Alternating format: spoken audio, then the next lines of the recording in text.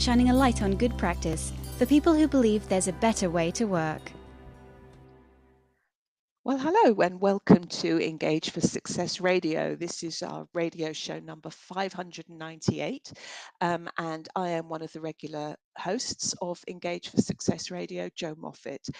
Our weekly shows are now streaming live on YouTube as well, so you can please search Engage for Success Radio podcast, and that will take you to our YouTube channel, but also obviously on our website as well. For those who are new to our show, a little bit about Engage for Success. Engage for Success is a not-for-profit movement. We are the UK's leading voice on the topic of employee engagement. We're raising awareness and running events through our area networks around the country, and also particularly virtually, and also via our topic and sector-specific thought and action groups, developing research, publishing case studies, and shining a light on great practice. Do visit us at engageforsuccess.org, where you can learn more, and you can also sign up for our weekly newsletter. Now, as a not-for-profit movement, we are entirely supported by the time, dedication and energies of our volunteers. All our volunteers have day jobs as well, and I'm no exception. As one of the regular hosts of Engage for Success Radio, I have a day job. I'm founder of Woodreed, which I recently sold and which has now rebranded as 7Cs, the culture consultancy. I'm delighted that though I've handed the reins of the business over, I'm still very much involved and still able to carry on working to help clients create great places to work, high performing cultures of engaged employees. So 7Cs is all about employee engagement, employee experience, and of course, internal communication. So today, radio show number 598, and today's topic is the power of conversation as a transformative tool. And I'm very pleased to introduce this week's guest, who's going to be helping us navigate this very important topic. Today's guest is Sarah Rozenthuler. She is a published author, amongst other things. Her most recent book is Now We're Talking, How to Discuss What Really Matters. And we're going to be looking into the power of conversation as a transformative tool. And I think anyone listening who is in a leader, manager, or even coaching role, who is trying to raise the level of their game day to day and go from good to great, really needs to think about the importance of their communication skills to help them to do that, whether it be at work or in their personal lives. So as I say, Sarah is a published author, and her most recent book is very much going to form the basis for what we're going to be talking about. So without any further ado, let me introduce Sarah. Sarah, welcome to the show. Thank you so much, Jo. I'm delighted to be here, and a warm hello to all our listeners as well. Well, thank you. It's great to have you here. And as I say, you're a published author. Your most recent one being last year. Now We're Talking, How to Discuss What Really Matters. But also you've talked about Powered by Purpose, how to energize your people to do great work. And then back in 2012, you wrote How to Have Meaningful Conversations. You're also, though, as well as a published author, you're an international keynote speaker, you're a chartered psychologist, and you've got over 20 years experience working around the globe with senior teams and senior leaders in large complex organizations, so lots of experience to bring to the table, and I'm very much looking forward to exploring this topic with you.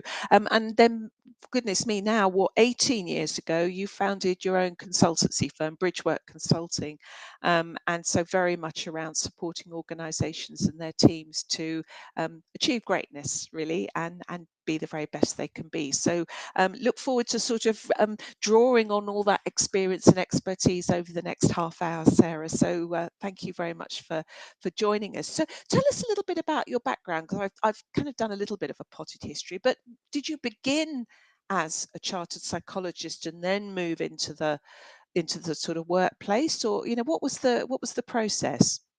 Well, I did a psychology degree and Hmm. loved organisational psychology because I could see how you could apply these insights from science, from psychology, and it made a real difference in the workplace. Hmm. And so that set me off. But I then, when I graduated and I had a year's work experience working for a consulting company, Hmm. I thought I would go to Spain to vary my experience and be an English teacher for a year. I'll keep this very short, but I didn't get the job. And I ended up doing 4 years of street circus performing in the fiestas of Spain. Oh my goodness, what a fabulous thing. So I just sort of had a very different experience for those years. When Mm. I came back to the UK in my mid-20s, I was in a very difficult place, and I thought, I've burnt all my bridges, even though I'd got a great degree and that year's work experience. But now, many years down the line, I look back on those days of busking and think, in a strange way, it was the best apprenticeship in a way I could have done, because I'm often working with teams and groups and boards, helping them to have better dialogue. And I Mm. learnt a lot through the art of street circus, as it turns out. Oh, I bet you did. I mean, people talk about running away to join the circus, don't they? But I mean, what a fabulous grounding for you. And in terms of confidence and ability to put yourself out there and take the knocks, I imagine all of those things were valuable lessons as well. Indeed, it's a very raw art, street Yeah. circus. You get instant feedback, whether the crowd are enjoying what you're doing or not, or heckling you. But one of the main things I really learned, which is directly relevant to our topic of better conversations, or conversations as a transformative tool, is this notion of building a container for a conversation. So, creating a safe and energizing space in which people can talk. And of course, you need to do that for a good street show. You need to work the crowd, build the crowd, entertain the crowd, all before you pass the hat. So I learnt a lot about the importance of the environment and the container, and I absolutely draw on that every day in How my. fascinating. Now, I've got to know though, were you doing all this in Spanish or English? Ah, well, pidgin Spanish, certainly to begin with. And then over those 4 years, my Spanish got better, but in a way, and I dressed as a jester and I always had face paints on. Uh-huh. And it was because there was a persona of this jester, maybe it was that helped me, and speaking in Spanish as well. Once I'd learnt a bit of Spanish, it was, yeah, it wasn't in English, it was all in Spanish. Señoras y señores, it was all, Oh, excellent. Yes. Well, don't try and test me there, Sarah. yeah, no, no. Oh no, that's great. What a lovely story. I had no idea. Fabulous. So, y- your latest book is Now We're Talking: How to Discuss What Really Matters. That was published last year. But you also wrote in 2012 How to Have Meaningful Conversations. So the art of conversation clearly is a recurring theme, and we're talking what, 13 years from that first book to your most 12 years. It's a theme that you've come back to more than once. So why is this so important to you? And what language are these conversations in, for a start? Well, the books are all in English or translated into other languages as well. The first book, the How to Have Meaningful Conversations, has got lots of stories, more from people's personal lives. And I was struck in my work about how a conversation is not just a conversation, if I can put it like that. It's a threshold to be crossed, Hmm. sometimes these big conversations. And if you can get yourself across that threshold, you might be starting a whole new chapter of your life. And that might be to do with your relationships, it might be to do with retirement, it might be to do with work. And so I really wanted to write about the skills that I was teaching senior leaders in the workplace in a way that I hoped was accessible for anybody, really. So that first book is very much a self-help book. Hmm.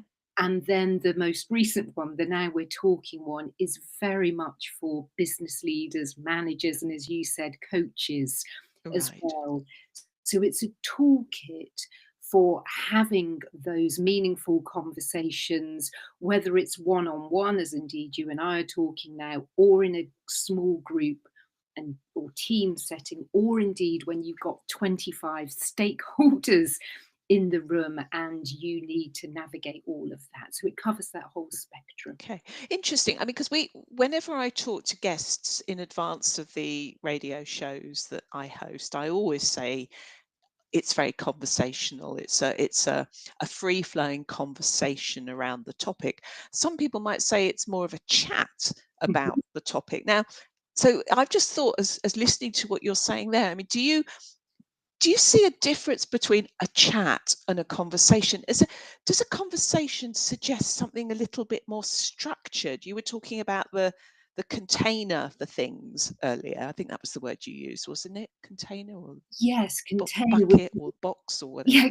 Um, Well, is a conversation a bit more formalized and a bit more planned, or should it be, or is it just a matter of semantics? well, there is a clue in the word itself, conversation, because, and this is actually where my Spanish turns out it's a bit helpful because Go on then. it has a Latin root, Uh-huh. which means con means with, like chili con carne is meat with Yeah. yeah, meat with chili. So, and then versare, the Latin means to turn. So the root of the word conversation means to turn with. So it's like you're Ah, turning things over together. right. And what that conveys to me is a sense of you're not just in a conversation talking together, but you're thinking together, Mm, you're reflecting together. mhm. And there can be a real, I think, at its best, conversation at its best is free flowing. And people are both relaxed and alert in a good way. And it can be quite chatty as Mhm. well. So that's the essence of the conversation, Right. Okay. reflecting and thinking together. Y- Yeah. And you were talking about versare, did you Yeah, say?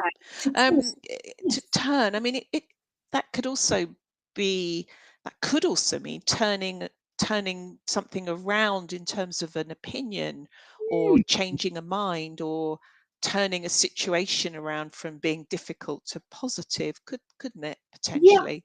I love that sense. Yes, that meaning of turn as well. And I think again, that is the real potential for a conversation. And that's why, I argue in the book, and I've witnessed it time and time again in the lives of clients and coachees and my own working life and personal life, that a conversation really can be transformative in that it can turn around a stuck situation or a Mm. fractured relationship or an underperforming team, for example. Yeah. So why is it so important? Why is this topic so important to you? Because clearly it is, and it's what you've chosen to write about. But there are lots of other interventions in executive coaching, in team leading, in organizational development, and so on, that you could choose to focus your energies on. But clearly this has got its hooks into you, hasn't it, Sarah, and hasn't really let you go. So why do you think it is so important? Oh, I could give so many answers to that, so I'll try and keep it brief. Two things come to mind. One from my own personal life Mm, is that I've been on the receiving end. I'm thinking of my mum in particular here, where at a couple of key moments in my life, one was when I thought I wanted to study architecture at university, and my mum confronted me. She had the courage to speak out and say to me, age 17, I don't think you really want to study architecture, do you? And she picked up something in me, a reluctance, a hesitation, even though I had an offer to do architecture. mm, And I look back on that and I think, gosh, as a result of this short talk with my mum, my life forked down a completely different path because I went away and I thought about it and I thought, I'm not interested actually in buildings and floor plans. That's my dad's passion. I'm interested in people and how people interact and Mm, relationship. So that was one thing, and I could give you other examples. And that's why I think of a conversation as a threshold. And then in my working life, working with teams and leaders, I think a team stands or falls to the extent they are able to talk about what really matters, and through those conversations build trust. And through those trusting relationships, they get the uplift in well-being and performance. And if a team, for whatever reason, and there'll be good reasons, is not able to talk together, you are never going to get a high performing team. So both areas, both arenas have really just pointed to me to the centrality of conversation. mm, mm. So we're talking, our topic is conversation as a transformative tool. And that's a big claim, isn't it? I mean, do you know, I don't think there's a single company that I talk to at the moment and have spoken to in the last few years that isn't embarking on some kind of transformation program. You know, it's the word of the decade, really, isn't it? Yes. And it's always major transformation. No one ever talks about minor transformation, do they? It's always a major transformation going on. So you know, it's a key thing. Organizations are thinking about it constantly. Um, talking about talking as a transformative tool, it's a powerful claim. And um, does that mean you have to, we ought to be taking conversation much more seriously than we do, and preparing better for it? Is that part of what you know, if it's going to be transformative, we have to do it properly, and if we don't do it properly, it won't be transformative. Yes, I would agree in very large part with what you've said there. I think it's about, I suppose the way I would put it, taking conversation more seriously or just paying it attention, being more Mm, conscious about what happens when we do talk effectively together, or if things are feeling stuck, what's really going on there. And I would certainly agree with a little preparation can go mm, a very long way in conversation. And I'm going to add to that, alongside the preparation, it makes such a difference when we are fully present in a conversation, when we've managed distractions, mhm. because there's so much fragmentation of our attention with our smartphones and emails pinging in.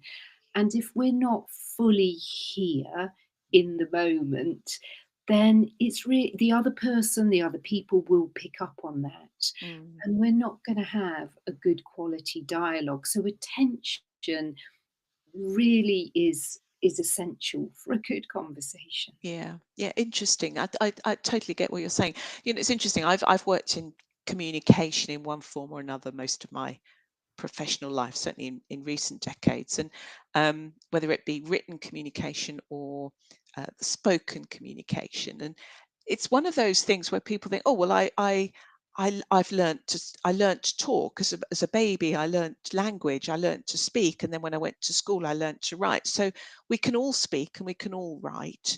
Um, but doesn't mean we can all do it effectively, does it? And what what I'd like to explore with you in next really is, what are the things that make a conversation effective? I think, you know, there's this, you talk, I know, about the need for you were touching on it just now about preparation, Yeah. and being present, and is that what you mean by emotional connection? I know you think that that's an important factor in being in effective conversation. Yeah, well, in order to have, yes, an effective conversation, we do need to be present. There needs to be, I think, some sense of emotional connection, some sense of empathy, so Mm, that the other person feels heard, they feel seen, they feel valued.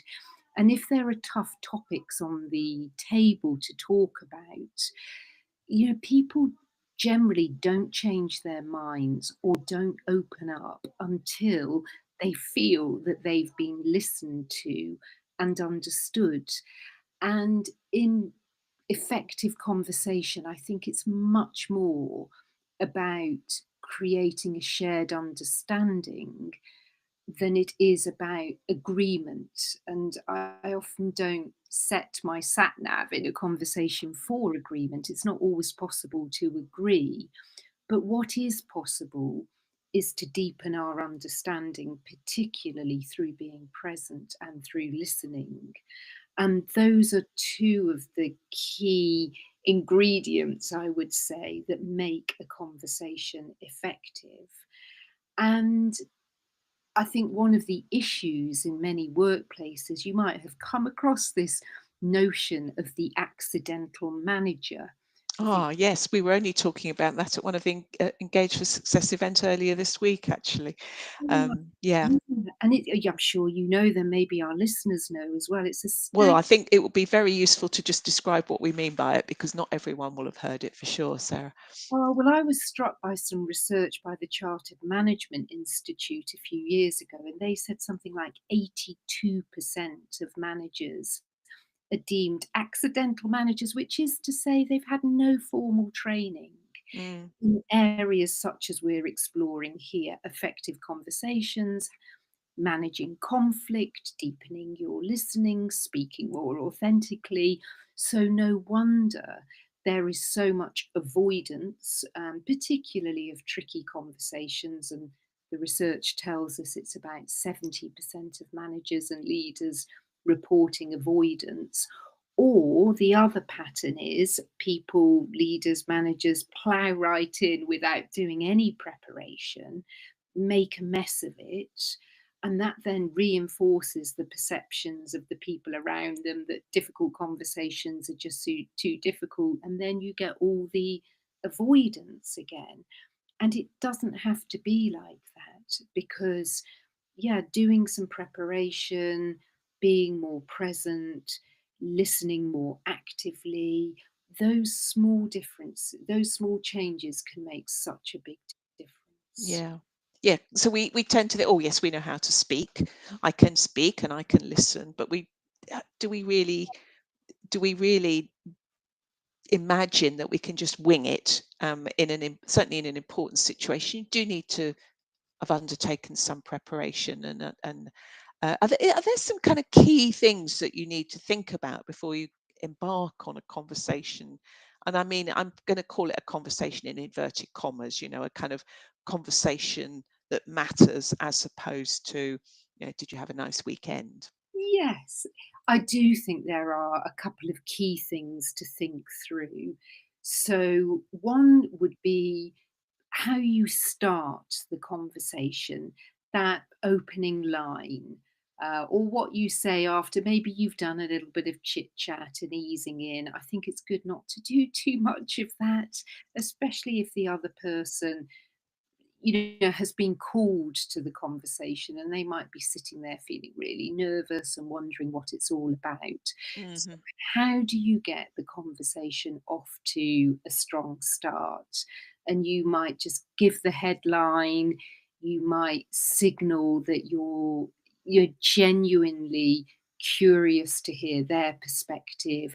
You might be acknowledging that there has been some difficulty or tension. You're aware of that. So you're not shying away from naming that. So getting off to a strong start, I think, really makes a difference. Hmm. Thinking ahead, what are one or two questions that you might ask the other person so that you show some genuine curiosity and you transmit the, I mean, it goes back to a conversation being about not just talking together, but thinking together, Yeah. so that your questions come from that place of genuine curiosity. You're drawing out what the other person is really thinking about, what's important to them. And I think the other piece of prep that would be very wise to do is to ask yourself what's really at the heart of the matter here. I've got maybe my opening line, I've thought of a couple of questions, and then when we really get to the nub of the conversation, what do I really need to say to that person? Because maybe it is about changing the form of a relationship, maybe there's a piece of critical feedback you need to give a person. Mhm. And if you thought that through in advance, that might mean you actually get to say those things rather than avoid it. Yes, yes. Interesting. So, um, can I just ask you, because I'm conscious of time, this conversation has romped through, Sarah, I have to say. But I am planned, and so I'm going to raise this before we run out of time. Mhm. You talk about reading the room and holding space as concepts which are important in an effective conversation. I wonder if we could just spend a little bit of time touching on those two things, Mm. what you mean by them, and how people should understand those terms. Yes, so reading the room, I think, really comes into its own in a group setting or a team setting. Hmm. And it's all about, because there's a great book by David Cantor on this whole topic, and I'm very influenced by his thinking, trained with him. And David Cantor would define reading the room as being able to understand what's happening when people are communicating in a group, in a team, noticing if a conversation is starting to derail, Hmm. and then having ways of refocusing it and bringing it back on track. So, if, for example, the conversation has gone very flat and there's no areas of disagreement, there's no divergent perspectives, you might actively seek that out by asking a question or asking if anybody sees things differently, Hmm. because that energy is missing in the conversation. So that's one way of describing That's it. interesting. So rather than sort of breathe a great big sigh of relief and think, oh, thank goodness for that, everyone's agreeing, and this is going to be not, we're nice and straightforward.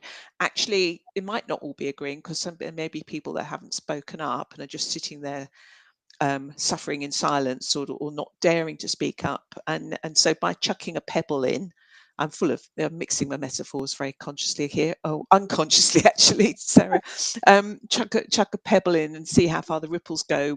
Is anyone seeing things differently? Yeah, Is an because interesting question.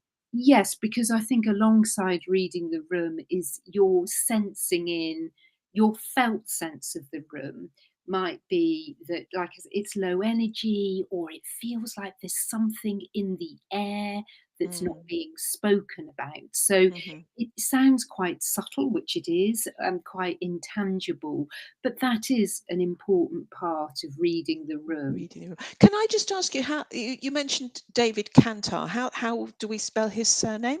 Kantor. Cantor. Ah, okay.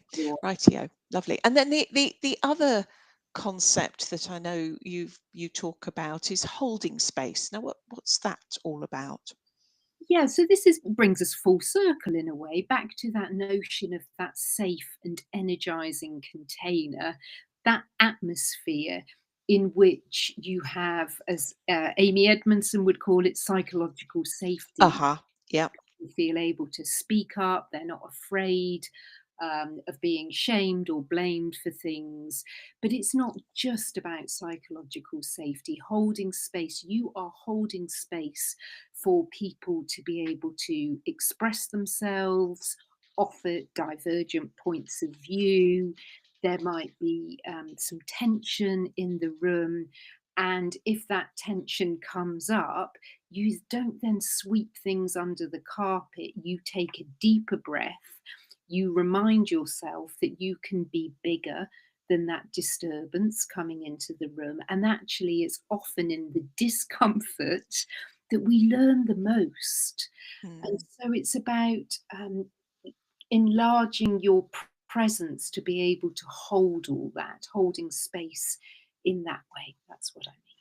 Lovely. Excellent. Thank you so much. We are literally out of time, which is a great shame, but I'm sure this has struck a lot of chords with our listeners, and I'm sure that we can find a lot more detail and richness around the topic that we've only just begun to touch on in your book. Now we're talking how to discuss what really matters. So all that really remains is for me to thank you, Sarah Rozenthuler, for being our guest today.